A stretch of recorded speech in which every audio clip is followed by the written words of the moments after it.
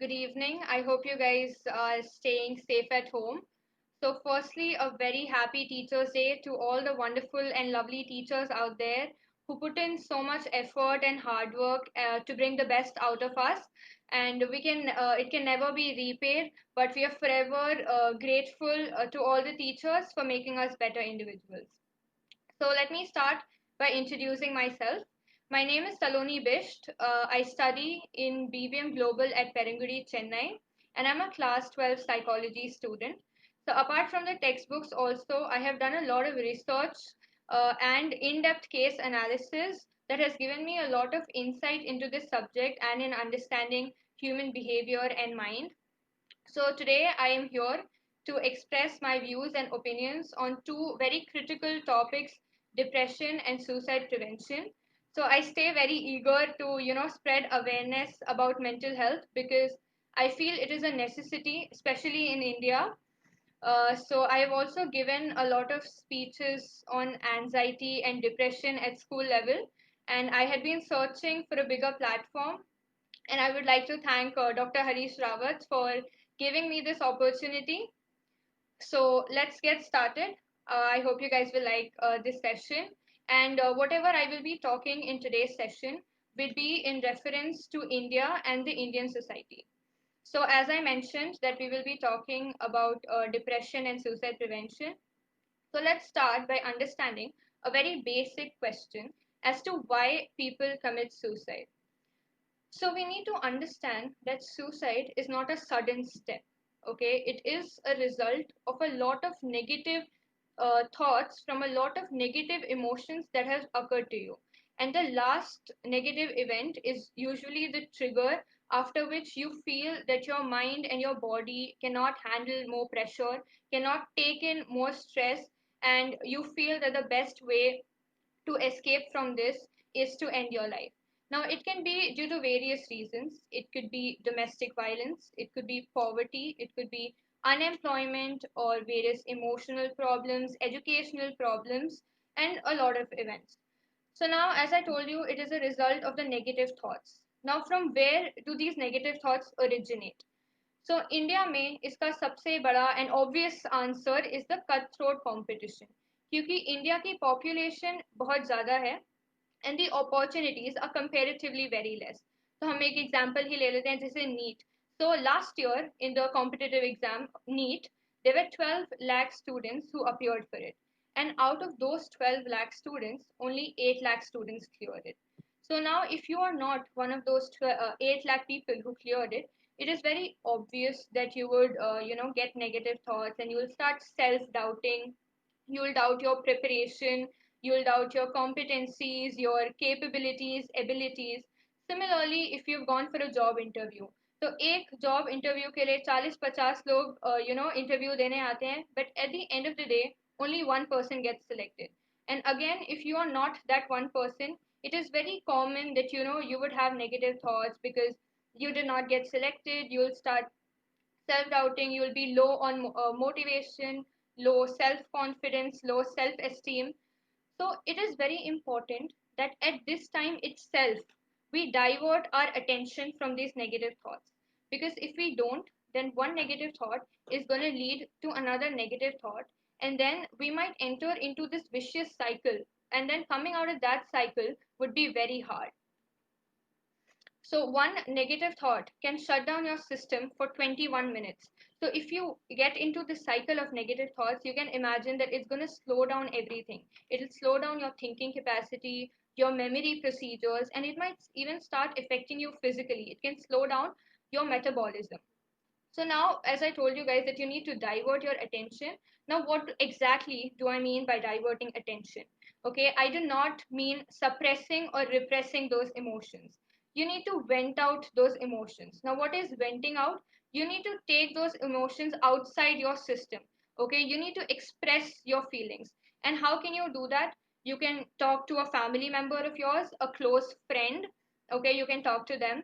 But if you feel like you can't share all this with anybody, you can also vent out in front of a mirror, or you can write it down and then later on throw that paper or crush that paper or burn it up or anything.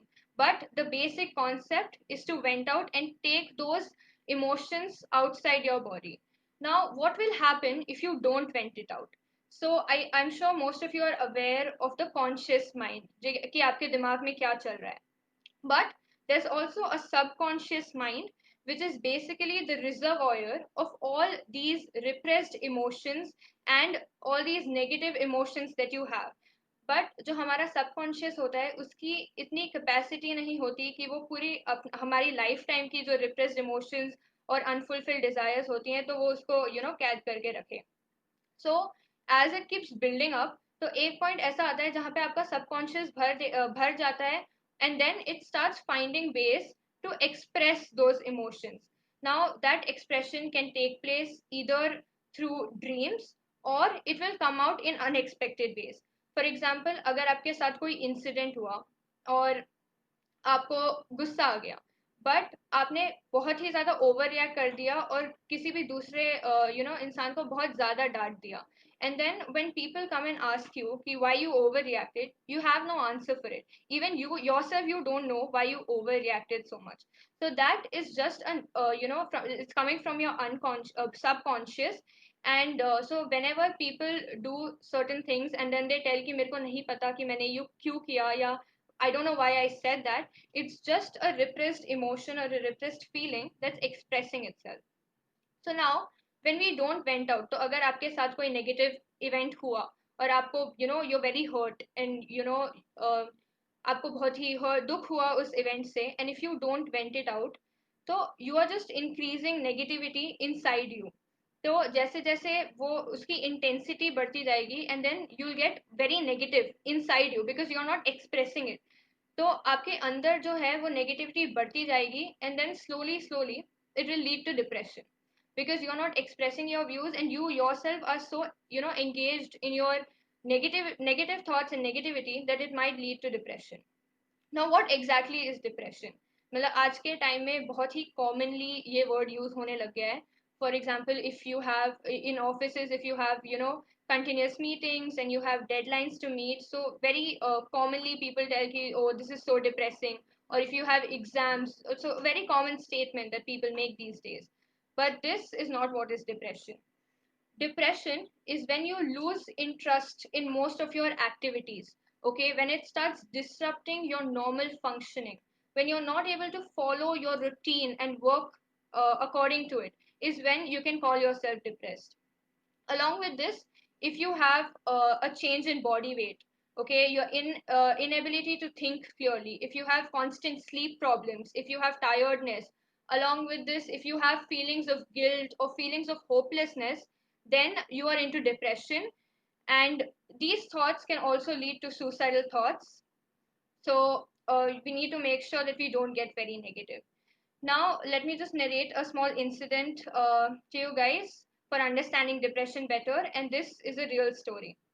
So, it is a story of a girl who was in class 12 who committed suicide. So, she was a very bright student. Okay, her parents and her teachers were very happy with her marks, but she wanted to become an artist. Okay, and she was very much interested and passionate about painting, but she did not express this desire of her becoming an artist to her parents. So when she entered into the 12th grade, okay, as per the family norm, क्योंकि उसके घर में या तो सब engineer बनते थे या फिर सब डॉक्टर बनते थे, so as per the family norm, her parents put her into engineering coaching. And because she was very obedient and she didn't want to break the family norm, she also did not tell anything to her parents, and she started attending the coaching classes. But एक दिन ऐसा आया जब she couldn't handle so much pressure, and because she was a bright student, obviously teachers and parents had expectations from her.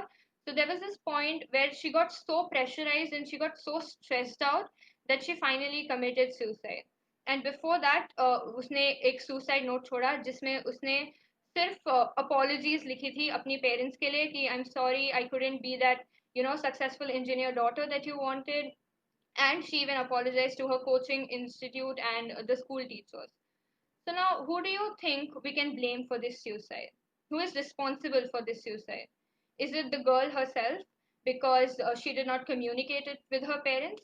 Or is it her parents that they didn't realize that this girl is so depressed that she is thinking of something as you, just committing suicide? Or is it the fault of the coaching teachers and the school teachers for pressurizing us so much? Actually, you cannot blame any of them, because in India there is no awareness. The girl knew that she was under pressure, but she didn't know that it was disrupting her normal functioning and she was into depression.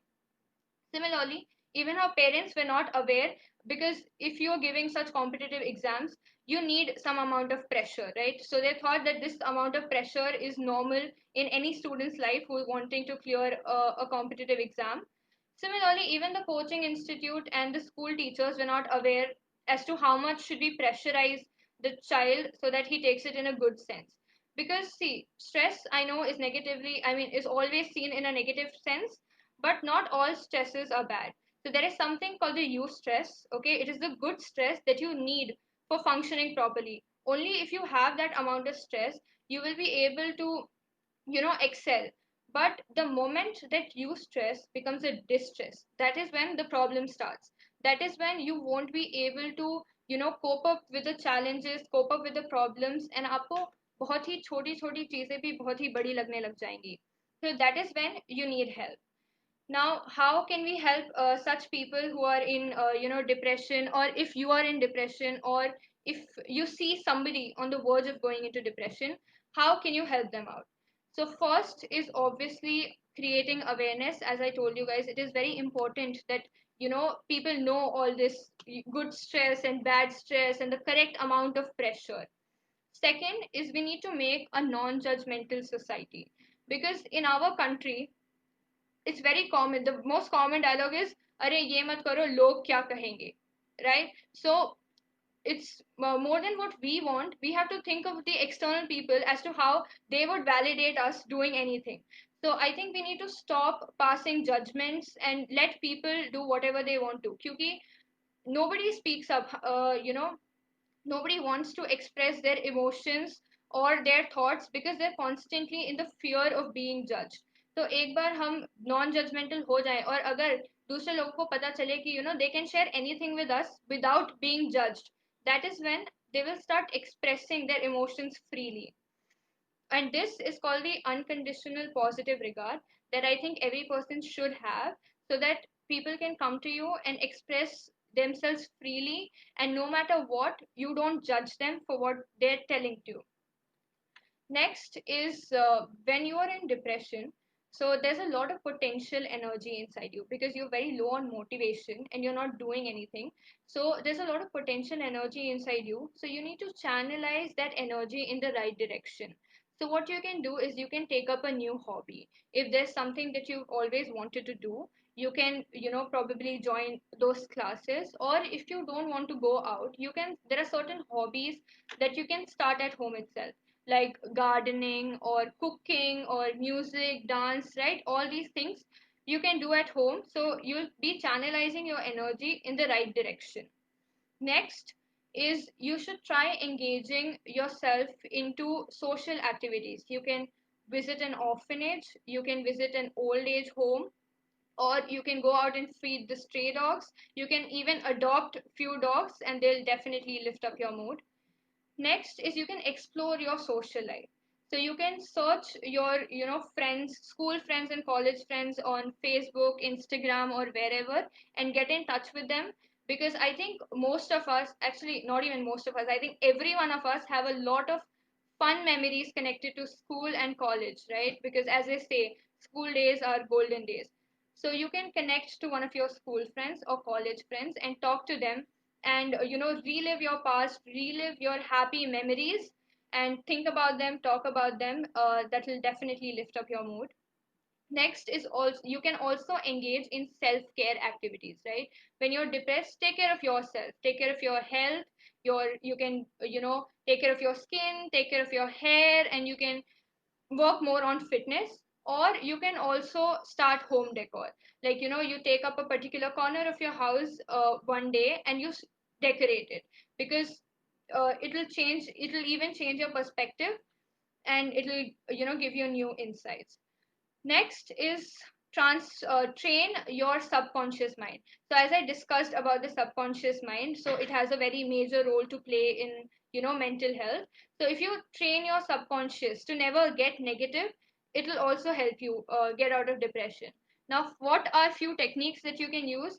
So first one being laughter therapy, because when you laugh, there are a lot of happy hormones that are released.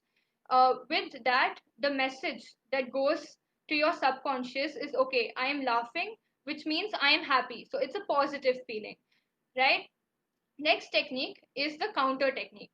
So whenever you're aware that you're getting a negative thought, for example, if you are going to get your test results tomorrow and आपको एक negative thought आता है कि oh what if I fail, तो जैसे ही आपको ये negative thought आ रहा है, you have to counter it with a very positive one.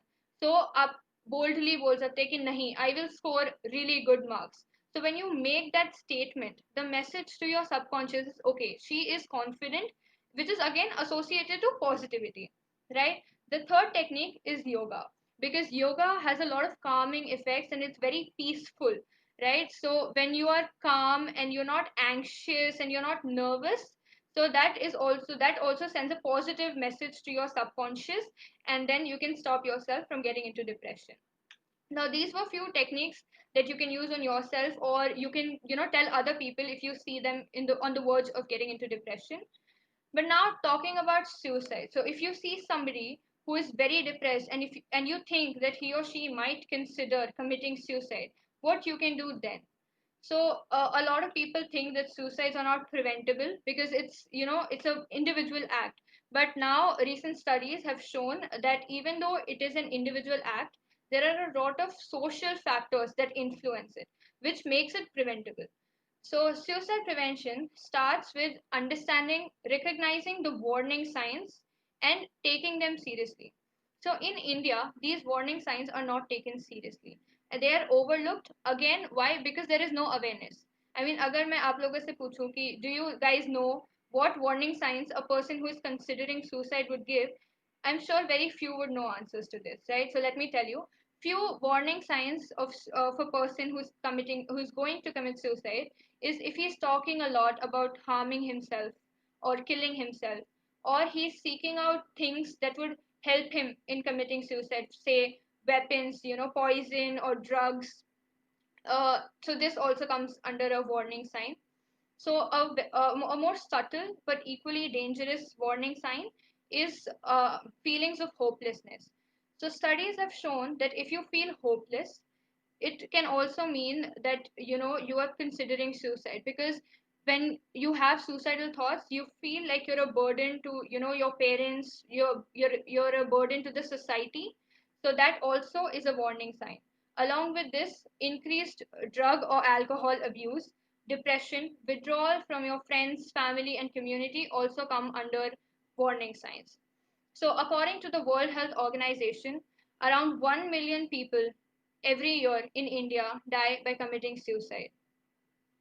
And out of these 1 million people, 70% of them are under the age of 44. And males are at twice as risk as females in committing suicide. So, because of the rapid industrialization and rapid urbanization, and the family structure has changed, which has left people in distress and more vulnerable to committing suicide, because the traditional support that we had before is now changing. क्योंकि पहले लोग joint family में रहते थे, तो जो venting out का process था वो बहुत ही स्मूथली कैरी आउट होता था, क्योंकि अगर आप अपने पेरेंट्स के साथ वेंट आउट नहीं कर पा रहे हैं, so you had your cousins with you, you had your dada dadi, your chacha chachi, and there were so many relatives around you that always cheered you up. But now these days, it's more of nuclear families where both the parents are working. So that need of emotional support is there. That is why there are a lot of NGOs that are formed, and their basic aim is to provide this emotional support to individuals by befriending them. Okay, so you can connect to these NGOs if you're having suicidal thoughts, and talk to them. So if you feel that a family member or a friend is considering suicide, so there's a lot you can do to save that life. You can get in touch with them, stay with them, be with them, and listen to their problems, because as I told you, you can be that one person to whom he or she is venting out. So I think that's a great job to do. And inform their parents, inform their close friends that I think this person is considering suicide. Now if you are having suicidal thoughts, then I strongly recommend that you visit a psychologist or you visit a psychiatrist, because not only will they help you come out of it, but also they will give you professional assistance, right? And one thing that we need to do is normalize visiting a psychologist or a psychiatrist, because any physical symptom that we have, we immediately rush to a doctor. But we don't do this when it comes to mental health. If you are upset about something, or if you are anxious, nobody goes to a psychologist or a psychiatrist. And I think this is very evident because in India the population is 1 billion, and there are only 3,500 psychiatrists all over India. So this clearly shows where mental health is in our priority list. So it's high time that we spread awareness about this. We make a society that is non-judgmental. We start empathizing with each other, so that we make a better place for people to live in. Thank you. So any discussion that you would like me to do, or repeat any topic?